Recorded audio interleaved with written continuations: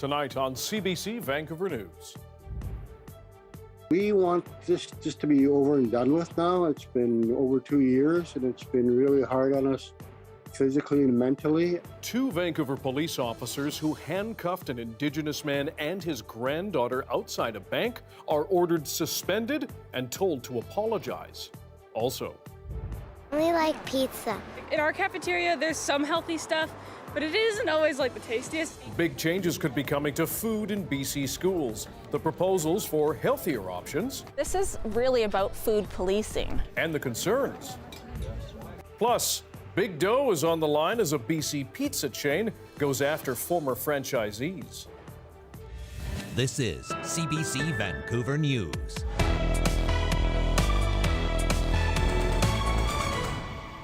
Good evening, I'm Dan Burritt. Thanks for joining us. Anita is away this week. 2 Vancouver police officers have now been told to apologize and ordered suspended after handcuffing an Indigenous grandfather and his granddaughter outside a Bank of Montreal 2 years ago. The pair was trying to open an account when an employee called 911. Zara Premji reports the victim wants that apology in person and public. We want this just to be over and done with now. It's been over 2 years and it's been really hard on us physically and mentally. A police complaint decision, a chance to move forward for Max Johnson. The 2 officers who handcuffed the Indigenous man and his 12-year-old granddaughter have been ordered suspended, to issue a written apology and to take part in retraining. In a disciplinary decision posted online, Brian Neal, a retired provincial court judge appointed to the case, wrote, "I have found both acted oppressively in their dealings, and their actions in arresting and handcuffing the parties was undertaken without reasonable and probable grounds." He went on to say 2 vulnerable persons of Indigenous heritage were exposed to unnecessary trauma and fear. Trauma, Johnson says, won't disappear for his granddaughter. After the first year anniversary of what happened to us, she started getting anxiety and depressed. The experience is still vivid in both of their minds. Johnson says an exciting trip from Bella Bella to the city to open a bank account quickly went wrong. They used government-issued Indian status cards, his birth certificate, and her medical card as ID to open her account. He wanted to be able to e-transfer her some money while she was away on basketball trips. But an employee believed fraud was taking place and called 911. They were taken outside by police and handcuffed for nearly an hour until police realized it was a mistake and released them. I just hope that they do learn from this incident that happened and take steps to make it better. The Vancouver Police Department declined an interview, saying it respects the decision. Johnson wants to see an apology face-to-face. Them coming here and doing a public apology would mean so much to us, not only my family, but our nation, because it really had an impact on our nation. The 2 officers now have a 20-day window to appeal from the day of the ruling. I just wanted business and big corporations, to learn from this, and hopefully they'll educate all their employees about First Nations culture. 2 human rights complaints are still underway, one against BMO and another against the VPD. Zara Premji, CBC News, North Vancouver. Homicide detectives are investigating a deadly shooting early this morning in Surrey. A 33-year-old man was shot inside a home near 24th Avenue and 150B Street. The victim was rushed to hospital but is not expected to survive. The RCMP says it does not appear to be a random attack. The Integrated Homicide Investigation Team is now involved. Anyone with information is asked to call police. Elsewhere in Surrey, an apartment fire has left 1 person dead. Last night, Mounties were called to a building on 107A Avenue near King George Boulevard in Whalley. Officers found a lower floor suite engulfed in flames. Fire crews knocked it down, but they found 1 victim inside where the fire is believed to have started. It's not yet clear what sparked the blaze. A Surrey man is in jail after police say he caused a multi-car crash trying to evade them last night in Vancouver.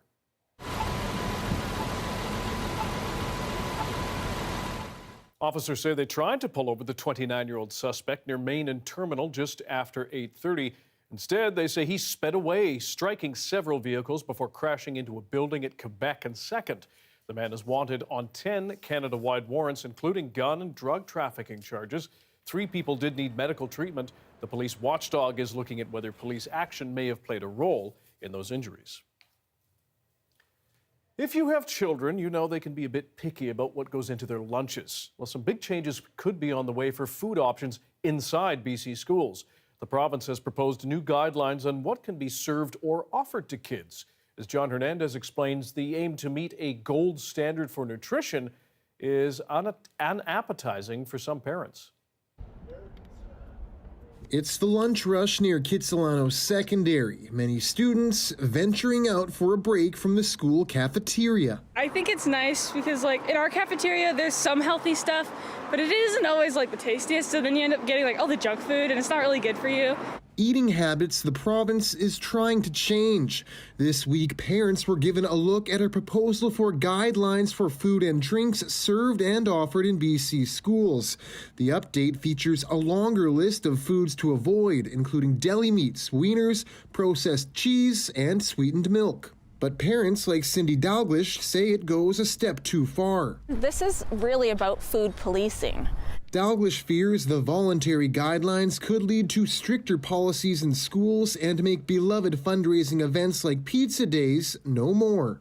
Packed lunches and PAC-sponsored events, they are solely about having fun a few times a month, a couple times a year. And there's also concerns the guidelines don't account for kids with special dietary needs. Disabilities were not mentioned whatsoever in any of the communications. Chantel Morvay-Allen is a mother of 2 neurodivergent children with specialized diets. They say that the guidelines aren't going to be mandated, right? But, if a district decides to mandate it, that would cut out most of the food my kids eat, period. The BC chapter of the Coalition for Healthy Foods says it's in support of the guidelines as long as schools get financial support to go with it. We really want to make sure that these guidelines as a gold standard are accompanied with resources and support. As for some teens who grew up under the current food rules, why mess with the occasional treat? We're going to eat unhealthy food outside of school either way, right? And sometimes it's nice to get a nice slice of pizza at school, after a hard day. The province says at this point the plan is still in its recipe stage as it gets feedback from both parents and health experts. John Hernandez, CBC News, Vancouver. BC's Green Party is urging the provincial government to change how it funds family doctors. We need an all-hands-on-deck approach to supporting physicians currently providing that longitudinal care. And we need to know that when they retire, their clinics will continue to care for patients. She says up to 900,000 British Columbians do not have a family physician and warns it's hard to attract physicians to the role because of the current fee-for-service model. In that scheme, the province pays doctors and hospitals for each patient visit. First to Know likens it to running a business in which doctors take on high patient volumes to stay afloat. She wants alternative payment methods that better reflect the demands of family care. The province is intending to make it easier for workers to unionize in BC. It's introduced a single-step certification process, meaning just one trip to the ballot box. If a majority of employees vote in favor of joining a union, that choice is ratified. Under the current two-step system, workers vote twice. This change would follow other provinces, including Quebec and federally regulated workplaces. If you're a fan of fresh sliced pizza, you may have noticed your neighborhood shop has a new name and logo. The overnight changes are part of a bigger legal battle between the BC chain and former franchisees, which rebranded and launched brand new pizza joints. This week, a judge, though, refused a request from Fresh Slice to close those former franchisees down. The CBC's Jason Proctor joins us with more on the fight over the slice or two. Jason, how did this all start? So, Dan, this literally happened overnight in the spring of 2021 when 9 former Fresh Slice locations, and I'm talking literally overnight, went to bed as Fresh Slice and then woke up the next day, 3 of them as Hell Crust and 6 of them as Yummy Slice. And so They rebranded, they ordered everything from new suppliers. They said they'd become completely new chains, and that led to this lawsuit on Fresh Slice's behalf to say, hey, hold on a sec, we had a deal here and a contract, and we're going to sue you for breach of contract with regard to these 9 locations. And what we have this week is a decision from the judge who's hearing the case to say, this isn't the trial yet, we're not there yet, but in the meantime, Fresh Slice had wanted to shut these locations down, get an interlocutory injunction against them. The judge said no, though, but, we have a pizza battle underway. And so what valid reasons could the franchise owners have to go it alone, or claim to have to go it alone? Well, so what they did is they sent these notices to say we're rescinding our agreement. They say that Fresh Slice broke the agreement with them, that they've sort of been the victim of this orchestrated plan during the pandemic to drive the value of their businesses down so that they'd be forced to sell at a loss. They also claim, interestingly enough, that they've been forced to buy overpriced dough from Fresh Slice and then take part in all these promotions that make it really tough for them to make a living. 2-for-1 pizza, free slices for BCAA members, cheap slices on Tuesdays. The judge looked at all of this, though, and said, well, you know what? Those sound like pizza joint promotions and not that unusual. So the judge sort of looked at the entirety of the claim to see going forward whether it has a chance. He said, actually Fresh Slice probably has a pretty good case here to argue a breach of contract case in BC Supreme Court at trial. But as I say, in the meantime, he said, there wasn't the kind of irreparable damage that would be required to be proven that would show you, that you just had to shut down Hell Crust and Yummy Slice immediately, as well as which the owners of these, the 2 owners of the 6 franchises said, hey, we'll be devastated if you shut our doors, and we have people who work for us in the meantime. I have to ask, what's behind these new names, Hell Crust and Yummy Slice?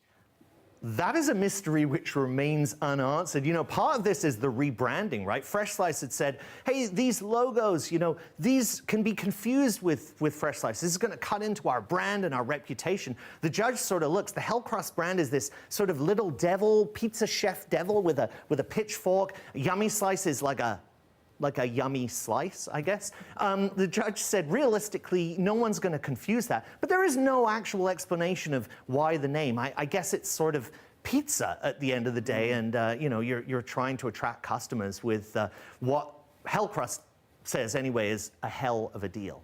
Some dough could be on the line. Jason Proctor, thank you. Thank you. Health officials say a norovirus outbreak linked to raw BC oysters is now appearing south of the border. Infections are reported in at least 13 states after hundreds of cases were reported here in Canada. The Centers for Disease Control say at least 103 cases are tied to potentially contaminated oysters harvested off the east coast of Vancouver Island. The size of the outbreak is still unclear, but the illness is being reported in Washington, Oregon, New York, and Florida, among other states. Canada's public health agency says the shellfish is linked to at least 279 cases, mostly here in BC. Air Canada has now suspended flights between Vancouver and Delhi, India. The airline says maneuvering around Russian and Ukrainian airspace has forced longer flight times and more refueling stops. Anyone who's booked a ticket will be automatically rescheduled. Travel agents say this route is usually very busy. Flights are expected to resume in September. This could change depending on the situation, though, in Ukraine. Time to turn to our search for the best small town in BC. As new and longtime residents of many places can tell you, their hometowns have seen massive change as of late, as more people discover what their areas have to offer and then move in. Our municipal affairs reporter Justin McElroy shows us how a population boom is a mixed blessing that needs careful forward thinking.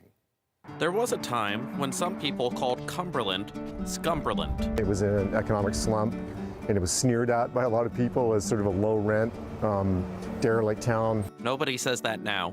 The Vancouver Island community is one of those small towns where the brewery has invested in housing so that workers have a place to live. I wish I had a prescription, to solve that problem for a lot of towns, because it's a big issue in BC right now. Since 2015, interprovincial migration to small towns in this province has surged, a double-edged sword for longtime residents. Myself and many other creatives in the community were part of the folks that stood on the tables and said, pay attention to us. We have this amazing story. You should come here. Megan Kersons moved to Cumberland 26 years ago. She worries that the same people originally drawn to the town can no longer afford it. We wanted people to see this was a special place. And so we are reaping both the rewards and the consequences of those actions. It's happening in place after place that has a mix of nature, cheaper housing, and just enough access to Victoria or Vancouver. From the hip taco shop to the new microbrewery, a small town gentrifies. There's a good portion of the population that I think is really excited about the growth in town. It comes with better food, more restaurants, more resources, more attention, more money. Ucluelet, Tofino, Cumberland, Gibson, Salt Spring, Pemberton. The names change, but the population and prices move in one direction. We've been discovered, we've been found, and it's resulted in a lot of change. No community in BC with at least 1,000 people grew over the last census period more than Pemberton. With the increase in demand for inventory in real estate, you can't just build your way out of it. But you can't deny that pressure either. So it's a tug of war in terms of how much growth can happen over what amount of time and how well you can plan for it. But some believe small towns can be more assertive once this transition begins. But local government controls the decisions we make about how we use land. And land is fundamental to economic growth. Land is fundamental to reconciliation. Land is fundamental to climate change. So local government needs to see the power and opportunity that they have and have the courage to respond accordingly. Whether that response comes too late or isn't needed at all, a conversation in small town pubs across the province. Justin McElroy, CBC News, Cumberland. Voting in this mostly friendly competition picks up again tomorrow. We're going to turn our search to the quarterfinals between the Interior, the Kootenays, and the North. Will Kimberley, for example, best Nelson? Will Osoyoos move on? What about Bella Coola and Smithers? You get to decide that. Voting is open from 7 a.m. to 10 p.m. on our website, cbc.ca/BC.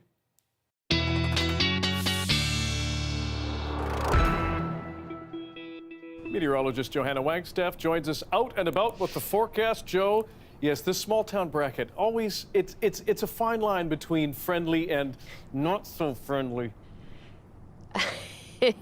You're right, a healthy dose of competition. Nicely put. As we narrow down the brackets, the eyes also narrow down with seriousness. Yes, and I already know who I'll be voting for, but I'll save that as we get closer. I was enjoying a beautiful day here in East Van, and now I'm wearing a toque, and that really has been the note of spring so far, just fleeting glimpses. But I am here in East Van on Wall Street, one of my favorite cherry blossom viewing spots. Let me take you back to some of our own GP Mendoza's favorite cherry blossom viewing spot, East 3rd Avenue.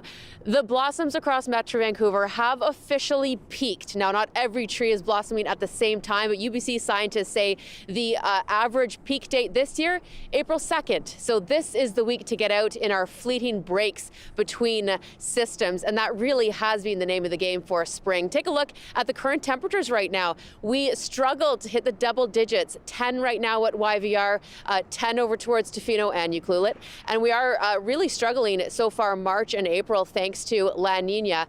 Expected to see cooler temperatures linger for the next few days. Tomorrow will be a bit of a bright spot.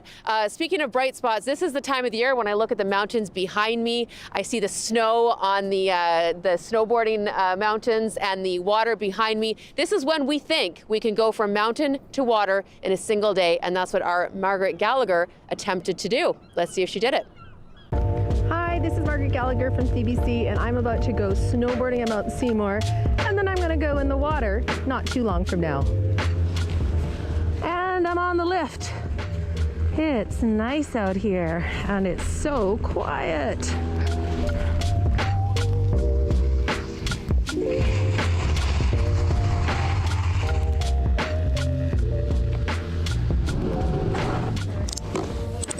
Okay, see you at the bottom.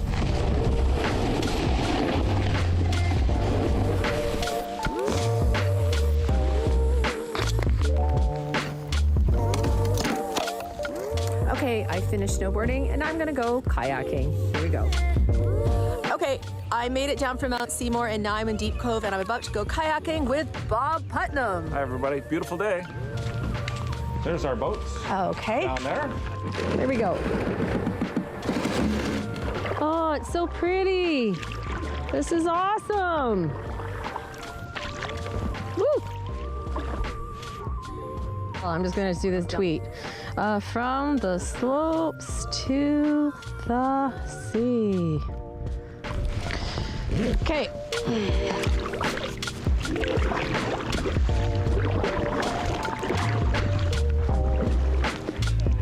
Hello. Thank you. Whoa. My goodness, great. Thanks. Well, there you have it. I snowboarded and kayaked all in the same afternoon. Welcome to spring in Vancouver.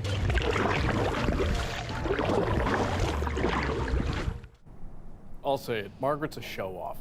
Come on. Yeah, that's pretty much exactly what I was going to say. The other thing was, I wanted that job today. That was the better assignment. I thought could have cherry called blossoms in was and done top, that but easily. Strap a GoPro on and stuff. Yeah. Maybe throw in some cherry blossom selfies later on. yes, a couple of cold brews afterwards. Well, now we know it's doable, so it's just up to us. It's in our hands now. Off in one weather forecast? Yeah, exactly. Nailed it. So speaking of forecast. Oh, you want me to continue with the forecast? You know what? More? We've already done it. We got so wrapped up in all of that, so let's keep going. Thanks, Joe. You're welcome. I'll see you later. There we are. A new theater workshop is helping Indigenous people in Richmond explore their personal stories. It's also aiming to reconnect people with their cultural heritage. As Steve Zhang reports, the teacher hopes he can turn his lessons into a chance for people to grow. It might look like child's play, but these are exercises meant to get someone comfortable in their current space and ready to explore stories through theater. What you saw was the very first building block of that, and basically all I was doing was trying to get them connected to their voice and to their bodies. All of a sudden there's this family. Horn is a former theater actor and worked with the Centre for Indigenous Theatre in Ontario, performing and working as a movement coordinator and assistant director for the centre's summer program in 2016. Now he's bringing his expertise to the Indigenous residents of Richmond. Pre-contact Indigenous nations, we didn't have our language written down, so when we were teaching and learning things, we didn't do it by reading it from a book. We didn't do it by sitting in a classroom. Horn, who is also working on his PhD, studies how Indigenous traditions are rooted in performance. Our knowledge is encoded in our songs, in our dances, in our practices on the land, and in our ceremonies. Renee Robinson brought her daughters to the first class to explore their roots and culture. We are trying to kind of decolonize ourselves. We're trying to indigenize.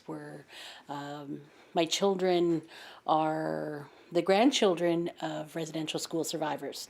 So we want to try and learn a little bit more about our culture, even if we're not really too sure about what it is. The program was designed to empower and heal Indigenous people through exploration of personal stories. Robinson, a survivor of the 60s scoop, hopes the program will elevate Indigenous narratives beyond the trauma. I want to see more stories that are success stories, and I think that's what we're looking forward to getting out of this, is that we kind of reconnect with something that is so positive, and that we have kind of a reconciliation, even in media, of how our stories are being told. Stories of challenge and triumph, one that Horn is eager to explore in a theater setting. The thing that I'm most proud about in being involved in it is allowing them to find their voice and allowing them to tell their stories. And there's not a lot of spaces that are completely Indigenous for Indigenous people to do that. So that's why I think that this program is important.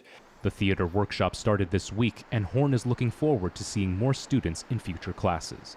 Steve Jung, CBC News, Richmond. That's the one we'll work on next week again.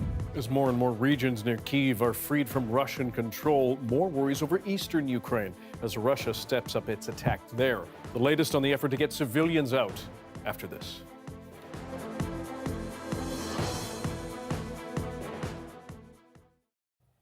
Welcome to our commercial-free live stream. Milder weather and snow-free roads get more of us out cycling. With that comes a concern, though. How do you prevent your bike from being stolen? It's the same question a Winnipeg bike group is asking. The CBC's community reporter Joanne Roberts explains. On your left. Tim Webster commutes 16 kilometers a day by riding his bike to and from work. After many bikes were stolen off his front porch, Webster now keeps his bike in his living room. All the bikes live here, because if they want to take it, then they have to come in and fight me for it. Webster's learned the hard way. He's had 4 bikes stolen. Now he takes every precaution. When he goes to work downtown, he stores his bike in a bike cage and uses a cloth-covered chain to lock up his bike frame. It doesn't look like much, but this chain is actually really sturdy, so they got to cut the cloth, then the chain. Bike Winnipeg volunteer Charles Fever is hoping to come up with a plan to reduce bike theft. He launched an online survey on Saturday morning asking people about their stolen bikes. And asking them, where was it stolen? What did you do to try to get it back? Did you have any luck? Did you have it registered with this city? And did that help you at all? The survey closed Monday night and it received around 300 responses. Winnipeg police say 2,452 bikes were reported stolen in 2021. That's up from 2,100 last year. The survey is only part of the research Bike Winnipeg is doing. They've got a small group of people calling other provinces to see if they have tips on how to keep bikes safe. So best practice is for the U-lock, if you have just a U-lock, putting it through the rear wheel in the frame somewhere. Could be here, you can go down here. So you can see here, I can't remove the rear wheel if I lock this up. This is Aidan McLeod. He works at White Pine Bicycle and his entire family rides. He's never had a bike stolen, which he credits to good locking technique. You put your cable through your U-lock and attach it to the front wheel as well. Bike Winnipeg says they'll be meeting in a couple weeks to discuss the results of their research. If anybody has good experience or good ideas on how to deal with bike theft, send us a note. Bike Winnipeg's goal is to keep people riding and cut down on thefts at the same time. Joanne Roberts, CBC News, Winnipeg.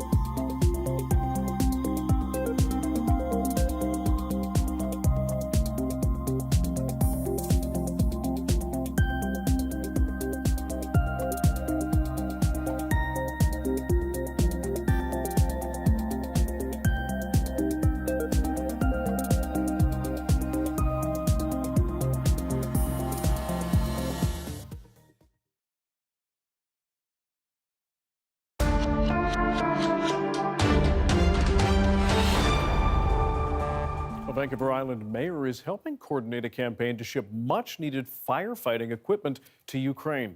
North Cowichan Mayor Al Sebring says a friend in Odessa recently contacted him. Firefighters there are dealing with bombing from Russian forces. Sebring says they're looking for extra or used equipment, so he put the word out to local officials. They have stepped up. It's going is a safe house in Krakow, Poland. It's not a warehouse, it's a residence, so that they wouldn't even have the capacity to unload a skid off a truck. So everybody's just sending it by, post or whatever they're doing, and everybody's paying their own shipping bills. But the response has been really good. Sebring says any fire departments or municipalities that want to help send equipment to Ukraine can get the mailing address right from him. Now, there are growing concerns that Russian forces will step up attacks in eastern Ukraine, so officials there are urging people to leave those areas. Katie Simpson has more on the local and diplomatic efforts. They can no longer endure the fighting. Residents of the eastern city of Durachi line up for a ride to safety. Shelling has intensified in recent days, this man says. I am very worried for my children. People are terrified after seeing the destruction uncovered in Bucha and communities near the capital. Ukraine's lead prosecutor is already investigating more than 4,600 allegations of war crimes. Near constant attacks from Russian soldiers in the east and south has local officials pleading with residents to leave if they can. Ukraine's president made a fresh appeal for more help, calling on lawmakers in Ireland to advocate on his behalf. I would like to ask you to show more leadership in our anti-war coalition. I would like to ask you to convince EU partners to introduce even more rigid sanctions against Russia that would really make sure that the Russian war machine will stop. Fear of increasing attacks is also spreading west. Ukrainian forces shot down 2 missiles over an abandoned fuel storage facility about an hour outside of Lviv. This woman heard the explosions. It's a very hard situation. I cry all the time, she says. What help would you want from? The mayor is at least relieved no one was hurt, but he too wants more help from the West. When the sky is closed, we will win very quickly, he says. We say close the sky over Ukraine. NATO is unlikely to agree to enforce a no-fly zone over Ukraine. Foreign ministers are holding 2 days of meetings, and while they are discussing more support, including more weapons, a no-fly zone remains off the list. Katie Simpson, CBC News, Lviv. As COVID restrictions are dropped, more concerns about vulnerable people choosing to isolate themselves from friends and family even further. We're going to speak with a BC gerontologist after this.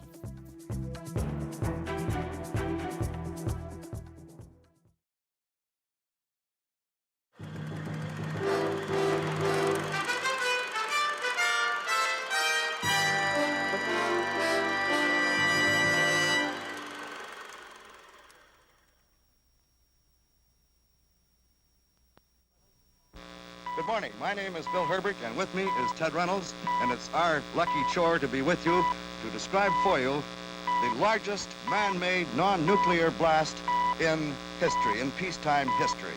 Now, Ted, I wonder if you'd like to locate our position more completely, please? You bet, Bill. Good morning. Out beyond us, you can see the villain of the piece, or the hero of the piece, as the case may be. Yonder lies Ripple Rock, 7,000 feet from us. Where is it? Well, for the benefit of those of you from other than the coast of British Columbia, this map will perhaps locate us for you. You can see the U.S.-Canada border here and Vancouver. Ripple Rock is 125 air miles from Vancouver. Actually, it's right in the middle of this target here. The black dot is the village of Campbell River, which is the closest bit of real population to us. Right in the middle of this circle, that's 10 miles north of Campbell River, lies Ripple Rock. It is cloudy out there. The cloud height is at 2,000 feet. There is no wind, and this is giving them just a bit of a problem, but the word is 100 to 1 that the blast will go. The visibility is 6 miles, and at this particular moment, there is a slight haze hanging over the island. All in all, it looks like a fairly good go. Now, at this point, I'd like to show you this model. We have a mock-up here of the area itself, and I'm going to call in Gordon McDougall, who has been the, would you come in, Gordon, please? Gordon has been the resident engineer for Dolmage and Mason, the consulting engineers on this project, and we're going to get him to describe this whole layout for you. Now, which way will the explosion go? Oh, well, the way we have our primacord lines in, we expect the explosion to go out. That is, it will blast towards Maud Island and towards Vancouver Island, as well as to the ends, and then your center will go the last. This is how deep? 425 feet, this channel. And this one? 375. 375. So there you see what they're trying to do with this calculated blast.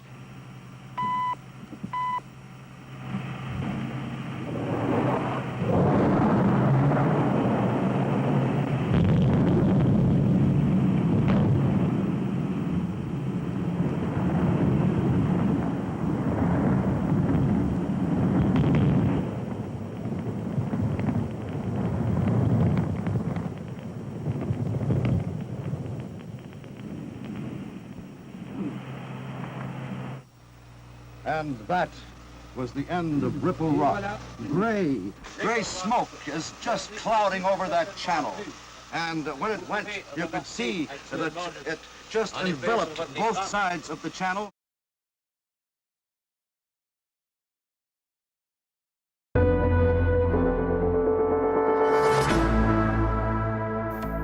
Turning to Canada's COVID-19 situation now, and more evidence the resurgent virus is spreading faster than first thought, especially in Ontario. Several provinces are now speeding up access to second boosters. Their goal is to tamp this wave down before it swamps those at higher risk. More now from Christine Birak.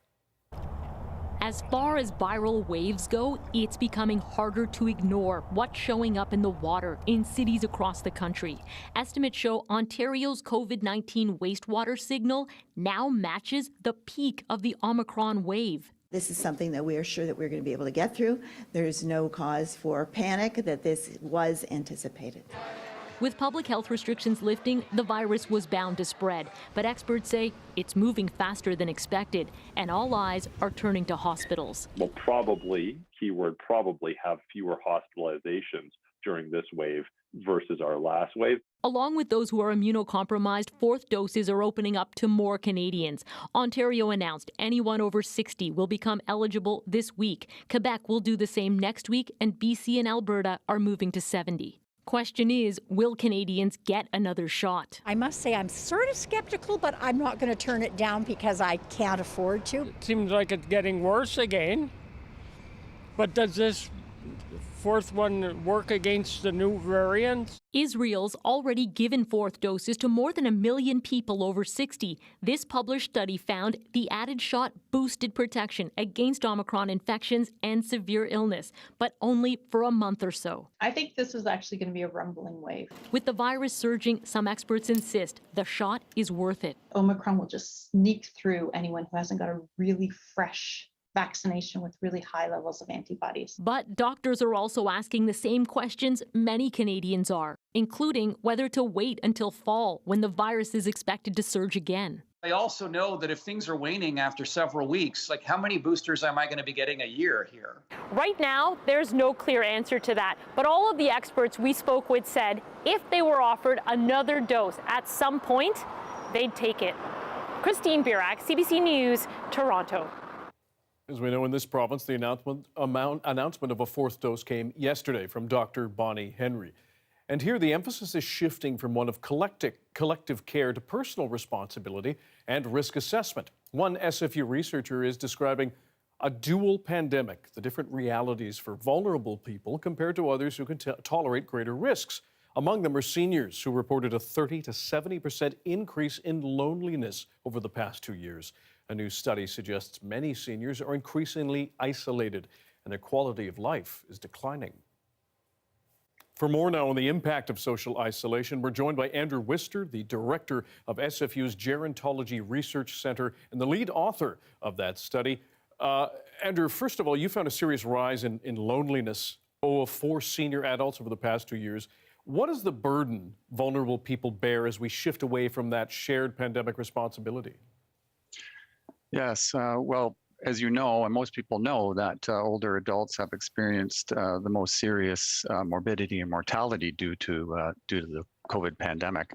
But it's also affected them in terms of social areas, such as social isolation and loneliness. And what does that isolation and loneliness do to a vulnerable person, physically, mentally, emotionally? Yes, there's a huge literature that shows that loneliness and social isolation, loneliness being more of the feeling state, the distress state, and social isolation, the quality and quantity of contact, that those are associated with poor mental health, with distress, depression, poor well-being, obviously morbidity, and a whole host of other factors, but probably one that people don't always understand or know about is mortality. It's associated with increased mortality. At some point, will vulnerable people have to accept the risk that comes with returning to a pre-pandemic way of life, or are there considerations that can and ought to be made in your mind? Yes, there's been a recent shift towards personal choice and individual risk tolerance versus those for groups. And this does come with some costs, especially for vulnerable or marginalized groups in society. Certainly, this comes in many forms, as I've mentioned, but given the fundamental principles of equity, diversity, and fairness in Canada, I think we need a balance between those individual rights and the rights of groups, especially marginalized ones. To achieve that balance, what would you suggest? I mean, in terms of, for example, the lifting of the mask mandates here in BC and the removal of the vaccine passport program. And it is possible to tailor these kinds of mitigation factors to different groups. Of course, you know, if you have younger people going into a long-term care facility, you'd like to have them wear masks in that particular environment because of the higher risk to those individuals. So we can tailor them. And I think that's something we might want to consider. It's more complicated, but again, you know, we have to balance out these different risk groups. For people themselves and perhaps their loved ones, what should they watch out for in themselves if they think that they're vulnerable to isolation? And what can their loved ones and friends do? Well, we do have free COVID tests now, so I think utilizing those before you go into an environment that's perhaps one that has high-risk individuals, like a long-term care facility, might make sense if you feel, especially if you're feeling that you may have some symptoms. But there's, you know, there's various ways that we can reduce risk to other people around us, not only masks, but staying home when we don't feel well, and a whole host of other things. So I think we need to, I think people are feeling pandemic fatigue, and what we have to do is sort of get our second set of legs here and try to work harder so that we keep all individuals safe. SFU gerontologist Andrew Wister, we thank you for your time and for your expertise. My pleasure. Overseas, Shanghai continues to struggle with a COVID outbreak, which has prompted the lockdown of tens of millions of people. Food and supplies there are running short, and those locked down are even being told to not open their windows. Here's Julia Wong on the growing sense of fear and desperation. In Shanghai, patience is wearing thin. In a video posted to social media, a man screams, "What do I eat? What do I drink?" The city of 26 million is under lockdown as the government tries to stamp out cases of COVID-19. Residents are running out of necessities and frustrations are boiling over. Drones are being used to broadcast messages, urging people to comply with restrictions. People cannot easily get out, so they will, often they find it, there's a shortage of supplies. Shanghai's convention center is being transformed into a temporary hospital to battle this latest wave. Those who test positive must stay at this or other designated sites. The numbers of new locally transmitted confirmed COVID-19 cases and asymptomatic carriers are rising fast, this Chinese health official says. Community transmission in some localities has not been curbed yet, which means mass testing in China's most populous city, something every single resident must do. In China, we have a government locking down the city of Shanghai and all its people for the common good, and people accept that. China has locked down other cities to curb spread, though none as large as Shanghai. There are no indications China is willing to budge on its COVID-0 strategy, despite concerns it may be unsustainable. The longer it lasts, the more inconvenience it's going to cost the citizens in this mega city. I think it's just difficult for China to kind of walk back from a policy it believes to have achieved success in the past. Until then, residents here will remain locked down indefinitely. Julia Wong, CBC News, Edmonton. Affordability is said to be the main theme of the upcoming federal budget. We look at what the feds might unveil and what impact a Liberal NDP agreement of sorts might have. That's next. And at 6:40, almost 3, a live look at Grouse Mountain. If you look closely, Margaret Gallagher's probably up there. It started nice on the south coast today. Johanna Wagstaffe will break down the weather we've been having and what's in store long term next.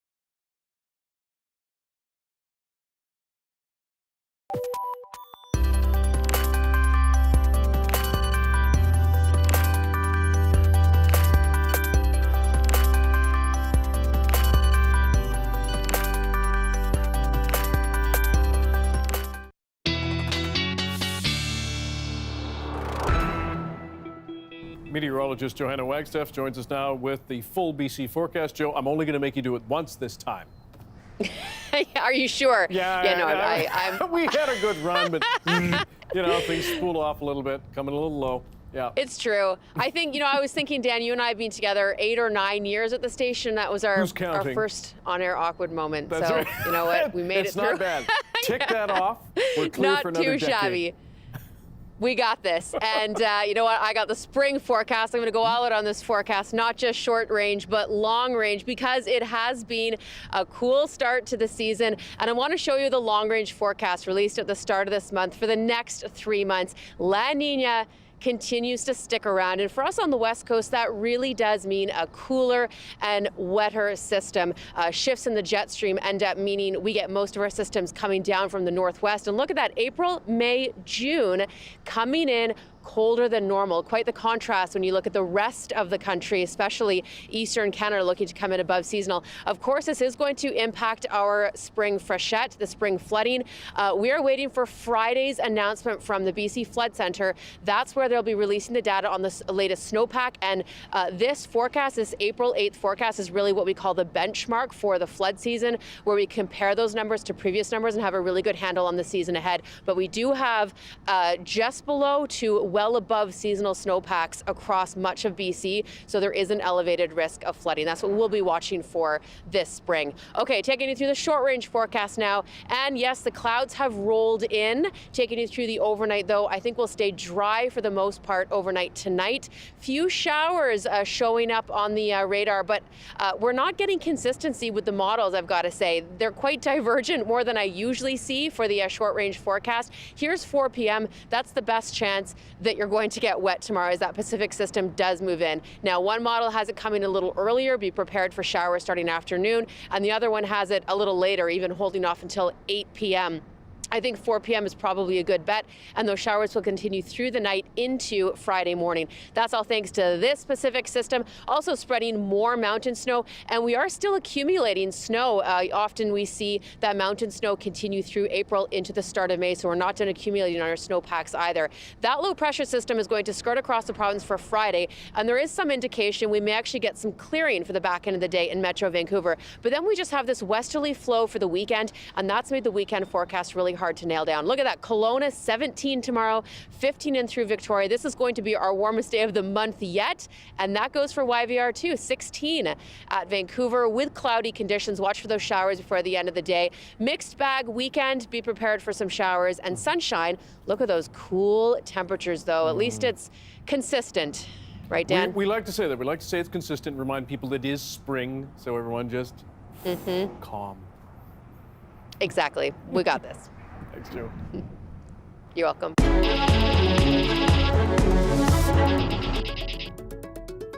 Federal Finance Minister Chrystia Freeland will deliver the federal budget tomorrow, the first since the Liberals won a minority government last September. Freeland has said it will focus on stimulating economic growth and making life more affordable for Canadians. The CBC's David Cochran takes a look at what could be included. Okay, I think they fit perfectly. They look great. It's a Canadian tradition for a finance minister to shop for shoes before the budget. A photo op Chrystia Freeland skipped last year because of the pandemic. It's been especially tough getting through COVID, and I am very, very conscious of that. But now that the country is largely moving past COVID, so will the budget. Sources say there will be a heavy emphasis on making it easier to buy a house, making good on election promises to crack down on house flipping and strengthen consumer protections, and banning foreigners from buying residential property for 2 years. There will also be new money for a housing accelerator to kickstart the construction of new middle-class homes. It's going to be a budget that is focused on doing the things that Canada needs, investing in Canadians, supporting people with the cost of living, remaining fiscally responsible, and building for the future. On that point, the budget will attempt to map out an innovation agenda that will focus on sustainable growth while plotting the transition to a green economy. Some money for the climate crisis and for the crisis in Ukraine. Sources say the government will buy weapons and equipment for the Ukrainian military, while also promising billions in new spending for the Canadian military. I'm very concerned that the NDP will be pulling the Liberal government far to the left, and in the process will leave millions of Canadians struggling to get back into the middle class. The Conservatives are worried overall spending will be too large and that recent political deal between the Liberals and the NDP will boost spending, as this budget will lay the groundwork for a national dental plan. There will be billions in new spending, but sources say this budget will be a step back to pre-pandemic spending levels. The massive support programs are gone, the economy is rebounding, enough to cover the new spending and reduce the deficit. David Cochran, CBC News, Ottawa. Breaking the stereotypes and opening up yoga. The Rage Studio that's not afraid of being a little in your face. That's next.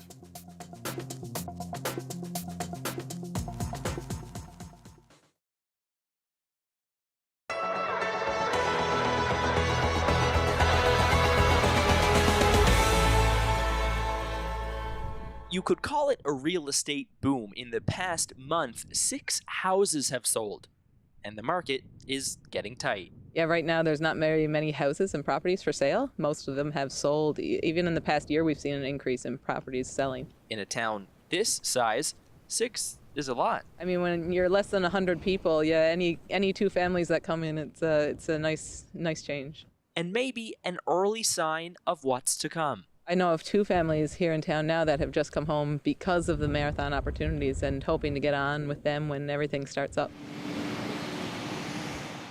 The town is starting to buzz. Construction is set to start on Marathon Gold's Valentine Lake mining project, and Millertown thinks it's perfectly positioned. The last stop before you hit the dirt road to the site, or the first stop after you come off the dirt road, it makes a perfect stopping place and to get out and stretch your legs and grab a snack.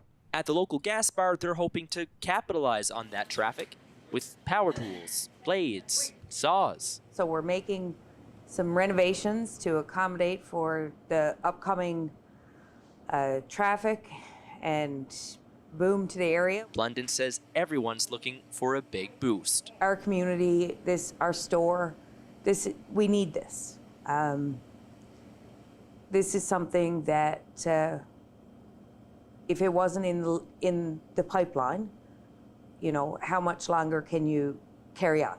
Marathon Gold will be building an accommodations camp on site, so most of the workers will be living there, not here.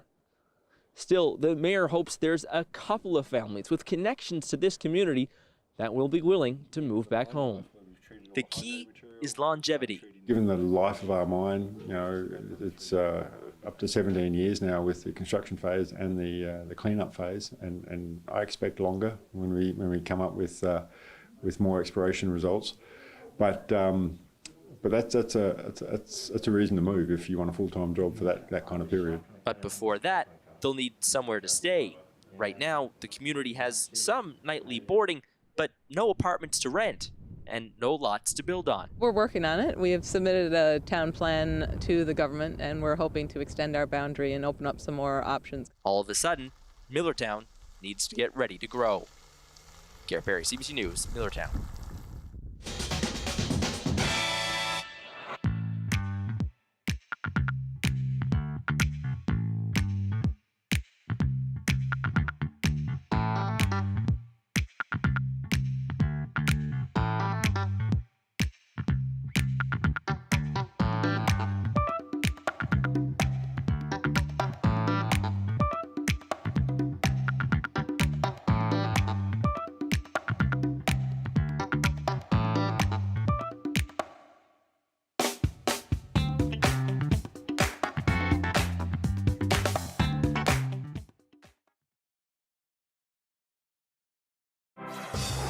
Hi, I'm Amy Bell, and here's what's in your CBC Vancouver inbox. The Surrey Board of Trade's Top 25 Under 25 Awards returns on April 20th. Celebrate Surrey's role models and get your tickets today at businessinsurrey.com. And have you had your say in the search for BC's best small town? Join us and channel your provincial pride and cast your vote weekdays at cbc.ca/bestsmalltownbc.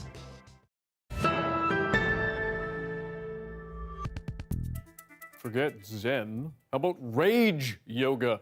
It invites participants to come as they are and even use some colorful language if they choose. The Edmonton-based founder came up with the idea after a bad breakup. They found it a useful way to work through negative feelings and emotions. Give yourself a nice yeah. Yeah. I'd like to tell people it's for the misfits and anarchists of the yoga world. It's a place where you can very much come as you are.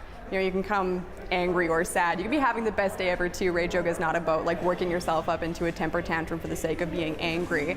But it's a place where you can definitely be loud and honestly yourself.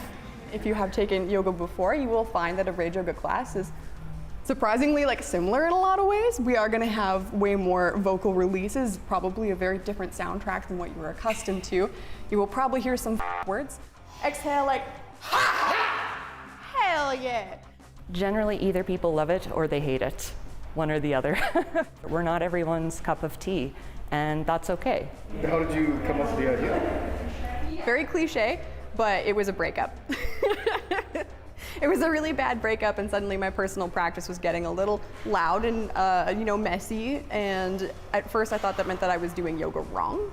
But then it ended up being a pretty useful tool for me. You know, as I said, it's a place where you can come exactly as you are. And for me, for a while, that meant being loud and messy, swearing some, maybe crying a bit. And it ended up being a very powerful tool for me to kind of dismantle uncomfortable feelings and emotions and turn them into something more productive. I really love yoga, and I'm also a big believer in not taking things too seriously. So I think this combines the both of those. It was awesome. Very giggly, very silly. You're left feeling very positive and like you've actually let something go, both physically and mentally. Everything super serious about like traditional yoga, that has to be by the book and very quiet unless the instructor's speaking, and all the, the rigid decorum kind of goes out the window, and I like that. I can appreciate somebody who doesn't take it too seriously. Downward dog to bird flip. Thanks for being with us on CBC Vancouver News at 6. You can watch our newscast on CBC Gem. That's our free app. We're also on Instagram, Facebook, YouTube, and our website, cbc.ca/BC. I'll have your next local news at 11 o'clock, right after the National. Good night.